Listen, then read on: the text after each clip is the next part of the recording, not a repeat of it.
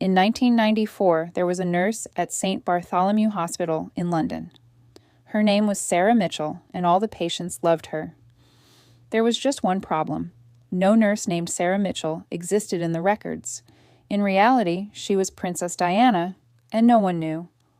October 1994, London. A 32-year-old nurse worked in the pediatric oncology department of St. Bartholomew Hospital. Her name was Sarah Mitchell, and she was the favorite nurse of child patients. She had dark brown hair, wore glasses, and always dressed modestly. No one knew who she really was. Sarah Mitchell was actually Princess Diana. Every Tuesday and Thursday morning at 6 a.m., she would come to the hospital and never take a break until her shift ended. Other nurses found her very hardworking, but wondered why she spoke so little. Dr. Emily Watson was the first person at the hospital to learn Sarah Mitchell's secret identity. But it took her exactly 25 years to learn this. When Dr. Watson retired in 2019, hospital management gave her a gift package. Inside were letters from old colleagues. At the bottom, she found a letter she never expected. Dear Dr. Watson, I am Sarah Mitchell. I worked with you between 1994 and 1996. My real name is Diana. Thank you for taking the best care of your children. Diana Frances Spencer. When Dr. Watson saw that letter, she was shocked, learning that Sarah Mitchell, whom she had worked with for 25 years, was Princess Diana was an incredible moment for her. How did Diana's work at the hospital in nurse disguise begin? The story dated back to September 1994. Diana was living separately from Charles at that time and was constantly under media surveillance. Photographers waited for her everywhere she went. Diana deeply longed to deal with real people and real problems. One day, while talking with her close friend Dr. Hasnat Khan, Diana said, "Hasnat, I want to make hospital visits not just to take photos, but to really help. But is this possible?" When Dr. Khan heard Diana's request, he suggested an idea. "If you really want to, you can work by hiding your identity." "I'll help you." Dr. Khan had hospital connections. He explained the situation to his friend Dr. Michael Thompson, who worked at St. Bartholomew Hospital.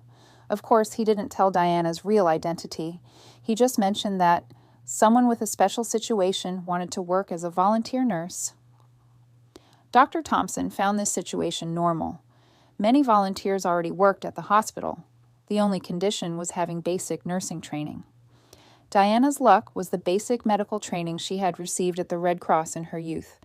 Thanks to this training, she was able to demonstrate basic nursing knowledge. The creation of Diana's hospital identity was very carefully planned. First, she needed to change her appearance. Diana went to her trusted hairdresser, Daniel Galvin. "Daniel, I need to look completely different. In a way they won't recognize me," she said.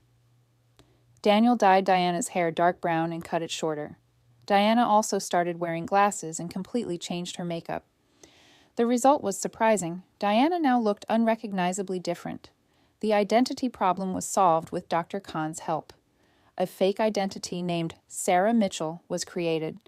According to this identity, Sarah was a 32-year-old, divorced nurse with no children.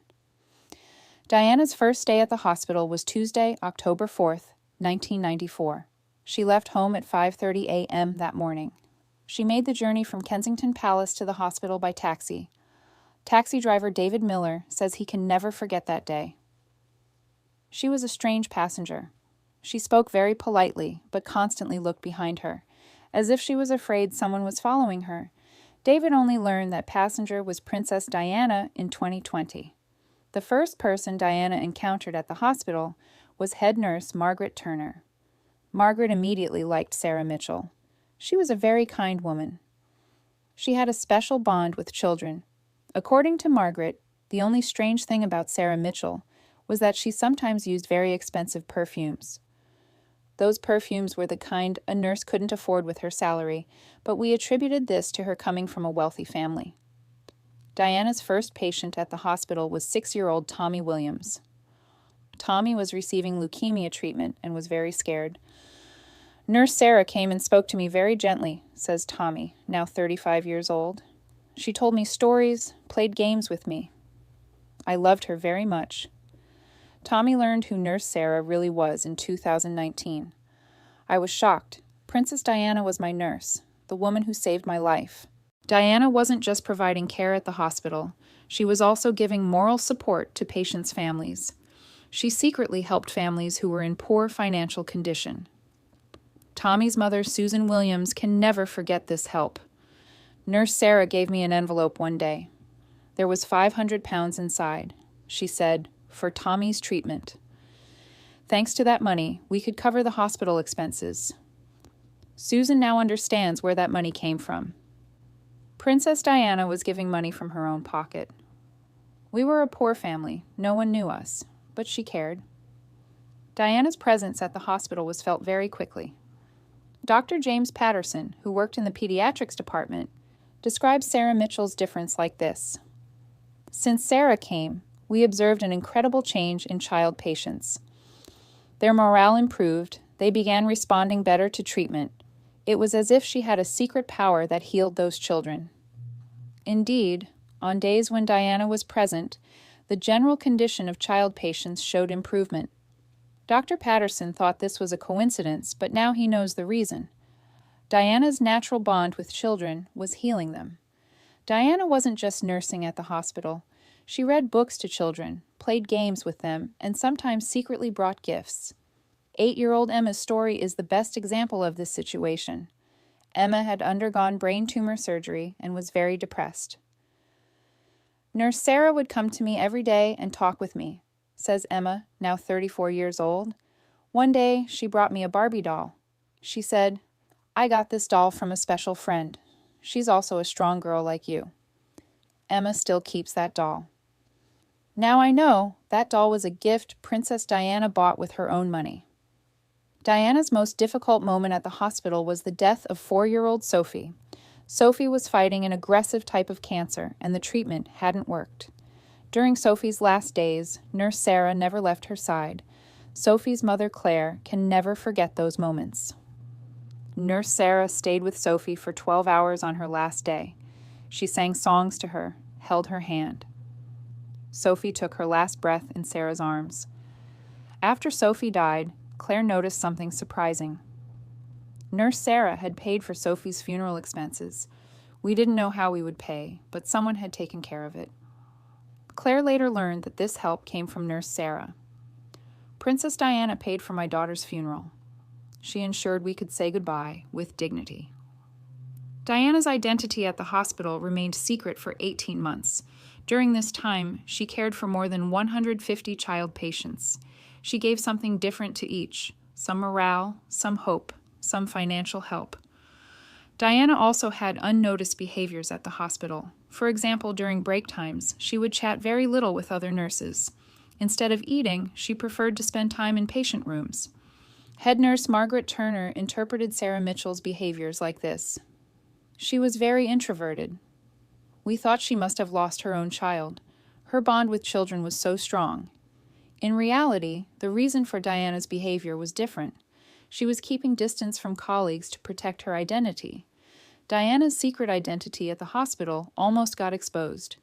In March 1995, a royal visit took place at the hospital. Prince Philip was going to visit the hospital. That day, Diana wasn't on her shift but had come to the hospital and was spending time with children. When she heard Prince Philip was coming, she panicked. Dr. Emily Watson describes that day. Nurse Sarah got very agitated. She left the hospital immediately as if she had an emergency. It seemed strange to us. Diana had barely escaped coming face to face with her father-in-law that day. The end of Diana's secret identity at the hospital came with her divorce from Charles in 1996. The divorce process had exhausted Diana, and she couldn't come to the hospital regularly anymore. Her last visit was on March 15th, 1996. That day, she didn't say goodbye to anyone. She just visited the child patients one last time and left quietly. Head nurse Margaret Turner remembers Sarah Mitchell's sudden departure like this. One day she was there, the next day she wasn't. She never gave any explanation. It was as if she had evaporated. Diana's farewell letter to the hospital was only found after her death. Paul Burrell found this letter while collecting Diana's belongings and shared it with the public in 2023. Dear friends, the 18 months I spent as Sarah Mitchell were the most meaningful period of my life. It was a great honor for me to serve your children and give them hope. I'm sorry I had to hide my real identity, but this was the only way I could do more for these children. I love you all very much. Diana? This letter was a huge shock for hospital staff. They had lived for 25 years without knowing they had worked with Princess Diana. Dr. Emily Watson said after this discovery, "Now everything makes sense." Sarah's special bond with children, her perfumes, her secret help, it was because she was Princess Diana. Diana's former patients were also very affected when they learned this truth. Tommy Williams made this statement in 2019. Princess Diana was my nurse, the woman who cared for me, gave me hope, ensured my survival. The royal family sent her to hospitals to take photos, but she was really coming to work. Emma experienced similar feelings. That Barbie doll is still in my room. Now it's much more valuable. It's a gift Princess Diana gave me. That doll isn't just a toy, it's a symbol of royal love. Diana's help with the Sarah Mitchell identity wasn't limited to just the hospital. Other secret help she did during that period also came to light. After hospital shifts, Diana also volunteered in other places with the Sarah Mitchell identity. She distributed food to the homeless, visited nursing homes. The Sarah Mitchell identity meant freedom for Diana. With this identity, she could escape media attention and establish real relationships with normal people like ordinary people. Dr. Hasnat Khan said about Diana's experience, "Diana was happiest during the hours she was Sarah Mitchell. Because in those hours she wasn't a princess, she was just a helping person." Diana's Sarah Mitchell experience also gave her charity work a different perspective. Now she was really helping by experiencing it, not just while taking photos. After 1996, Diana couldn't act as comfortably as before during official hospital visits, because now she knew what it was like to really work in those hospitals. Diana's close friend Rosa Monckton describes this situation. Diana would return very emotional from hospital visits. She would say, "Just coming to be seen isn't enough. You really need to help." Diana's Sarah Mitchell experience continued its impact at the hospital even after her death. Hospital management created a special section in Diana's memory. The current head nurse of St. Bartholomew Hospital, Janet Morrison, describes Diana's legacy. "Princess Diana's work here as Sarah Mitchell is a great source of pride for us. She set aside royal titles and did real nursing." The Sarah Mitchell Pediatric Unit was opened in the hospital in Diana's memory. This unit tells the stories of children Diana touched. Tommy Williams, Diana's former patient, now volunteers at this unit. "Princess Diana taught me how to hold on to life. Now I try to teach the same thing to other children." Diana's work with the Sarah Mitchell identity wasn't limited to one hospital. This experience completely changed her understanding of charity. After 1996, Diana's approach in her official royal duties changed noticeably. Now she was going to hospitals not just to be seen, but to really understand. Because she had personally experienced what was happening there, felt the desperation of patients' relatives. Diana's famous work with AIDS patients also began during this period. The experience she gained as Sarah Mitchell gave her the ability to understand people struggling with different diseases. Dr. Hasnat Khan observed this change closely. Diana became a completely different person after the Sarah Mitchell experience. Now, she wasn't just Princess Diana, she was also an experienced healthcare worker. Even the language she used when talking to patients had changed. Diana's secret nursing experience also affected her relationship with her children, William and Harry. Now she could teach them empathy by giving examples of children in hospitals. William said years later about this, "My mother would tell us stories of children in hospitals, but she wasn't reading those stories from books. She had really lived them. This made the stories much more impactful." The most surprising detail about Diana's Sarah Mitchell identity was that she had repeated this experience at other hospitals. According to documents that emerged in 2020, Diana had worked with the Sarah Mitchell identity at 4 different hospitals between 1994 to 1996. Patricia Davies, former nurse at Great Ormond Street Hospital, made this statement in 2020. We also had a nurse named Sarah Mitchell working with us, very briefly, but she was unforgettable. Now I understand that she was also Princess Diana. Diana's experience also influenced modern royal understanding. William and Harry's charity approaches are directly inspired by their mother's Sarah Mitchell experience. Harry made this statement in 2021. Our mother showed us what real service means. She wasn't afraid to set aside her titles and work shoulder to shoulder with ordinary people. This was the greatest lesson for us. Diana's Sarah Mitchell identity meant not only charity, but also personal freedom. With this identity, she could escape media surveillance and live like normal people. Rosa Monckton describes this situation. Diana would tell me how free she felt on the days she was Sarah Mitchell. Rosa, she would say, I'm much happier in those hours than being a princess, because I can really be myself. Diana's experience also affected her position within the royal family. Now she valued human values more than protocol and etiquette. This also made her more resistant to operations like Operation Ice Princess. Earl Spencer said about his sister Diana's experience, Diana found her real identity while working as Sarah Mitchell. I can see how happy she was in the letters she wrote during that period. She defined herself not as a princess, but as a helping person. Perhaps the most important result of Diana's Sarah Mitchell experience emerged after her death. Nurses at the hospitals where Diana worked began making special efforts to keep her legacy alive. Every year at St. Bartholomew Hospital, Sarah Mitchell Memorial Day is organized. On this day, Diana's former patients, families, and hospital staff come together to share memories. Tommy Williams says about this event, every year on that day, I come to the hospital to remember nurse Sarah, that is Princess Diana. She didn't just nurse me, she gave me the joy of living. Diana's work with the Sarah Mitchell identity went down in history as the greatest royal secret of the modern age. However, this secret became one of Diana's most beautiful legacies. Dr. Emily Watson said these words in her retirement speech. Throughout my career, I worked with many wonderful nurses, but there was no one like Sarah Mitchell, because she was really different. Even without the princess title, she was like a queen to her patients. Diana's experience still inspires today. Many celebrities are doing secret charity work inspired by Diana's Sarah Mitchell experience. According to research revealed in 2023, 127 of the 150 children Diana touched with her Sarah Mitchell identity are alive. Many of these children are now adults carrying on their own charity work. Emma, now 34 years old and a pediatric oncology nurse, Princess Diana gave me the joy of living. Now I try to give the same thing to other children. That Barbie doll still stands in my room, giving me strength. Diana's Sarah Mitchell story also forms the foundation of modern royal understanding.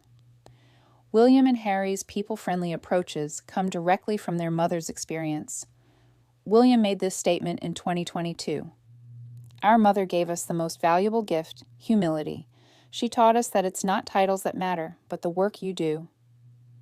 Diana's Sarah Mitchell identity showed that she was not only the people's princess, but also the angel of patience. This experience is one of the most important clues to understanding Diana's true character. Dr. Michael Thompson, the doctor who organized Diana's work at the hospital, made this assessment in 2019. The Sarah Mitchell identity was Diana's true face.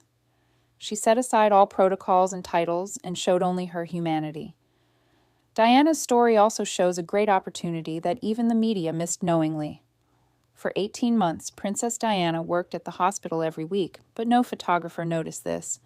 Paul Burrell says about Diana's success, Diana hid her identity with a perfect plan. The media was following her, but when she was Sarah Mitchell, she completely disappeared from the radar. Diana's Sarah Mitchell experience also pioneered modern secret charity. Today, many celebrities do secret help work by taking Diana's method as an example. Rosa Monckton says about this, Diana showed how to do secret help. She taught helping just to help, without advertising, without taking photos. Diana's Sarah Mitchell story continues to inspire even 26 years after her death.